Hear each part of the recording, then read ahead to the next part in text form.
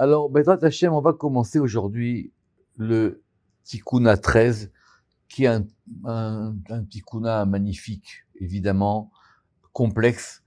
Et comme je le répète à chaque fois, les Tikkunim, ils s'enchaînent les uns aux autres, c'est-à-dire que c'est une suite. Et donc, il faut évidemment, chaque Tikkun, il nous amène à un degré, et le Tikkun d'après, il continue. Donc, c'est une progression dans les Tikkunim.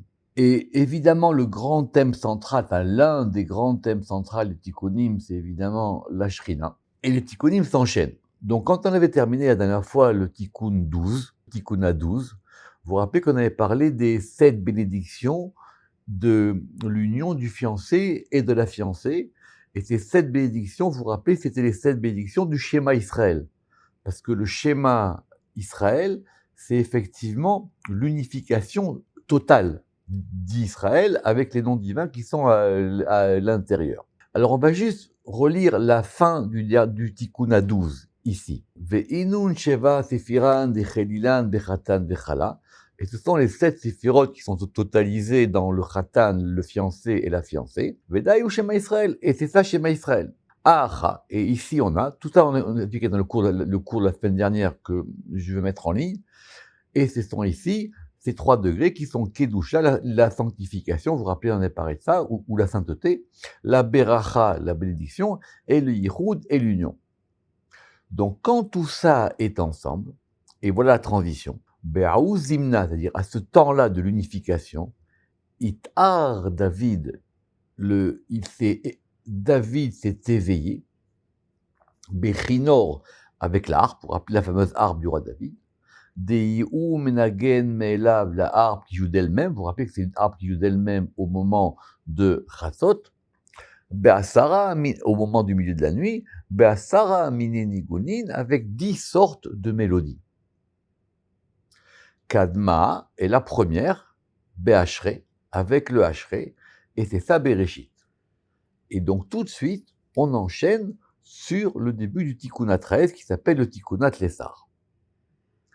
Bereshit, Taman, Ashre. Alors j'ai besoin de vous expliquer tout ça parce qu'effectivement, c'est très complexe.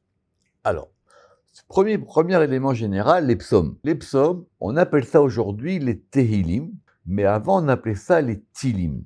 C'est la petite remarque grammaticale.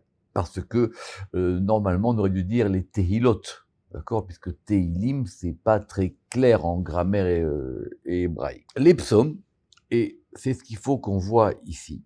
Les psaumes, c'est évidemment un livre très important, j'espère que tout le monde le sait, c'est un livre en même temps qui a été repris dans beaucoup de religions. Et tout de suite, Rashi nous dit à propos du premier verset du premier psaume, c'est le verset qu'on va voir très longuement aujourd'hui. Ashrei Haish, alors on va traduire, c'est compliqué évidemment, mais on va traduire un peu simplement pour commencer. Ashrei, on va dire heureux, Haish, l'homme. Asher lo halach, qui n'a pas été ba'atzat rechaim, dans le conseil des rechaim, c'est-à-dire le conseil des criminels. Ou vederer chataim lo hamad, et dans la voie. Alors chataim, c'est pas chotim. Chataim, c'est la voie des fautes. Lo hamad, il ne s'est pas tenu. Ou bemoshav letzim lo yashav, et il ne s'est pas assis sur le siège. Les letsim, ce sont les railleurs, les moqueurs. Tout de suite, Rashi, il y a un Rashi très important qu'il faut que vous sachiez. Ici, il dit que on va considérer qu'il y a 10 sortes de psaumes. Be'asara leshonei zimre amar seferze. Pourquoi? Parce que les psaumes, ils ont dans les psaumes, il y a plusieurs introductions possibles. C'est-à-dire, il y a ceux qu'on va appeler Benitzuar, ce sont des psaumes de victoire. C'est ça que les psaumes qui vont commencer par l'Amnatsear. Après, il y a le Nigun, la Menagen, lié à la mélodie. Après, il y a ce qu'on appelle le Mizmor. Alors, leur donner des noms français, c'est encore plus compliqué parce que ce sont souvent des synonymes en français. Il y a le Mizmor. Mizmor, on l'avait déjà vu. Mizmor, c'est un psaume qui va enlever les mauvaises herbes. C'est marqué comme au début dans le Zohar, que ça vient de Milachon, les amers. Les amers, c'est-à-dire tailler les mauvaises herbes. Il y a Shir, c'est un chant. Hallel, c'est une louange. Tefila, c'est une prière. Beracha, c'est une bénédiction. Odaa, c'est une louange. Ashrei, c'est notre psaume. Ce sont des psaumes qui vont commencer par le fait où on va glorifier une personne en disant heureuse est cette personne-là, et y aller alléluia. Pourquoi est-ce qu'on a ces 10 sortes de psaumes? Rachi ramène ici le Midrash. Ça correspond aux 10 sortes d'hommes qui les ont dit. Parce que les psaumes, bien qu'ils s'appellent les psaumes du roi David, ils ne sont pas tous du roi David. Les psaumes, ils ont 10 auteurs. Ça, c'est connu, hein, c'est Rachi, hein, c'est pas la peine d'aller voir dans le Zohar. On a dit parce qu'il y a 10 auteurs aux psaumes, et le roi David, il a composé tout ça. D'accord? Donc, quels sont les 10 auteurs des psaumes? Évidemment, il y a des psaumes qui sont attribués à Adam Arishon, le premier homme. Il y a des psaumes qui sont attribués à Malki-Tzedek, le fameux personnage dans la Genèse. Il y a des psaumes qui ont été composés par Abraham, d'autres par Moïse, Moshe, d'autres par David, d'autres par le roi Salomon, d'autres par Asaph, d'autres par les 3 fils de Korah dont on connaît l'histoire. Et ils ont été effectivement distingués de cette manière-là. Okay. Donc revenons à notre Tikkun Zohar après cette introduction très importante. Le Tikkun Zohar ici, le Tikkun qu'on va faire aujourd'hui, il va nous aussi nous expliquer ces 10 sortes de psaumes. Alors c'est pas du tout, enfin c'est différent, c'est pas la même division que la division que a donné Rashi au nom de la Gemara et du Midrash. Le Zohar a une division particulière. En tout cas, on commence par le premier type de psaume. Donc, donc je répète, dans cet arrangement, dans ce tikkun-là, on va nous expliquer les 10 types de psaumes. Et évidemment, comme on est dans le Zohar, et le Rama qui tient comme ça veut dire que ça va correspondre aux sphirotes. Il y a des psaumes qui correspondent à des séphirotes différentes. Évidemment, on va commencer par le degré le plus haut, dit le Rama, qui est le degré de Keter. Et ce degré de Keter, il est lié à Ashrei. Maintenant, ce degré de Ashrei dont on va parler, il est évidemment lié à Bereshit. Donc, c'est ce que dit ici le Tikkun Zohar. Bereshit, Taman Ashrei. Bereshit, c'est là-bas où il y a le Ashrei. Prenons notre temps, c'est compliqué. Évidemment, dans chaque Tikkuna, on a dit qu'on allait prendre le mot de Bereshit et qu'on allait le faire comme une espèce de permutation. Bien que ça ne soit pas toujours direct. Des fois, on va rajouter une lettre et des fois, on va enlever une lettre. Or, si effectivement, on voit bien que les lettres de Ashrei, Aleph, Shin, Ram, Resh et on les trouve dans Bereshit, il manque des lettres. Alors, le Rama qui dit que c'est comme ça, que normalement, les Tikkun Zohar auraient dû nous préciser que Bereshit, c'est Ashrei Bat, ou Bat Ashrei. Parce qu'évidemment, Bat, c'est la fille. Et comme notre objet des Tikkun Zohar, c'est la fille, la construction de la fille, de la Shrina, de la Malchut, qui va monter, donc vous vous rappelez toutes les étapes qu'on a vues dans les Tikkunim précédents, on va voir cette notion de Ashrei. Vedaïou.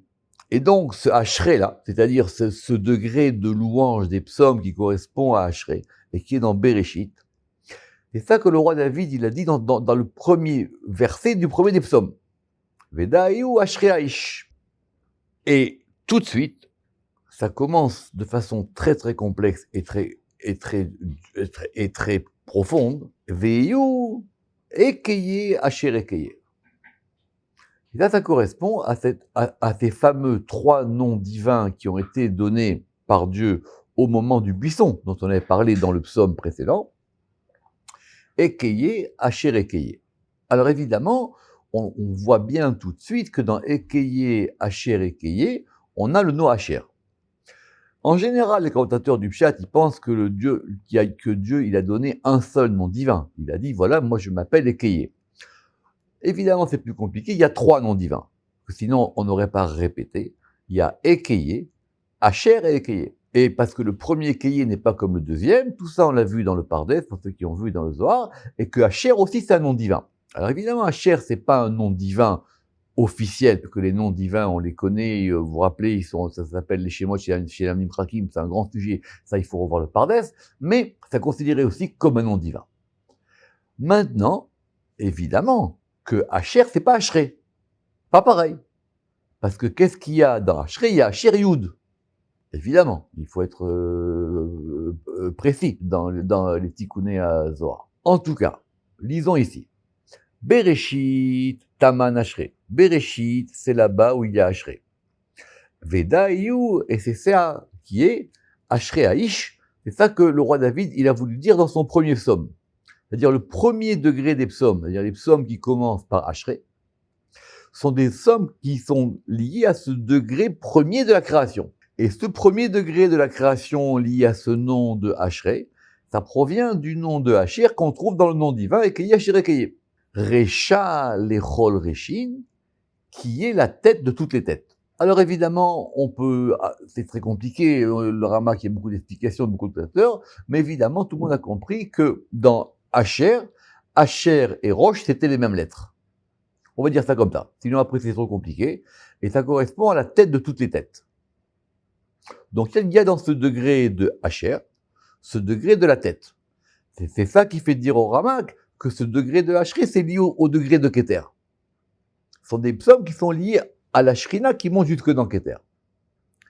Ve'ala Itmar, et à son sujet, il a été dit. Et on va maintenant voir un psaume, et on va maintenant voir une occurrence de cette notion de la tête dans le Cantique des Cantiques. Alors, qu'est-ce qui a marqué là-bas? Dans le Cantique 7-6, Rocher alaïr kakarmel. Donc, c'est le masculin qui s'adresse au féminin. Rocher, ta tête, c'est un féminin. Rocher alaïr, ta tête alaïr au-dessus de toi ou sur toi. Kakarmel, elle est comme le caramel. Bon, d'après le pshat, évidemment, ça veut dire quoi? D'après le pshat, ça veut dire que ça ressemble au mont, au mont Carmel, et donc c'est poétique. Évidemment, le Ramak tout de suite, il fait ramener au nom de référence plus ancienne que Kakarmel, c'est Kikar Malé. C'est-à-dire littéralement une coupe qui est pleine. Kikar Malé, et on a rajouté un aleph. Veda, Tefilin Derecha, et ça correspond au Tefilin de la tête. Parce que toujours dans cette union du masculin et du féminin, vous vous rappelez, il y a Tefilin de la tête et Tefilin du bras. Un c'est Tiferet et l'autre c'est Malchut. Tout ça, il faut revoir les tikkunim depuis le début. Veda, Tefilin Derecha. Que dit la suite du verset? Vedalat rocher kargaman. Alors, ce mot de dalat, il est très compliqué. Et les commentateurs et les grammairiens, ils ont un problème. En tout cas, Rashi ramène que dalat, ça serait à peu près comme des boucles, ou ça serait des cheveux qui pendent. Donc, on traduit en général, Vedalat rocher est la chevelure de ta tête comme argaman. Et ça, c'est quoi? Ça, ce sont les téphilines du bras. Donc, on a dans cette notion de la tête, si vous reprenez le verset, vous voyez bien qu'il parle de deux têtes. Il lui dit, Rocher alaïka Carmel, ta tête, elle est au-dessus de toi comme le Carmel. Vedalat Rocher est la chevelure de ta tête comme le Argaman. Alors, si c'est comme ça, pourquoi il répète deux fois la tête? Il avait qu'à lui dire Vedalat Kargaman. Et Argaman, évidemment, c'est le pourpre. Le pourpre. D'accord? Vedalat Rocher Kargaman, dat et Félin Deyad.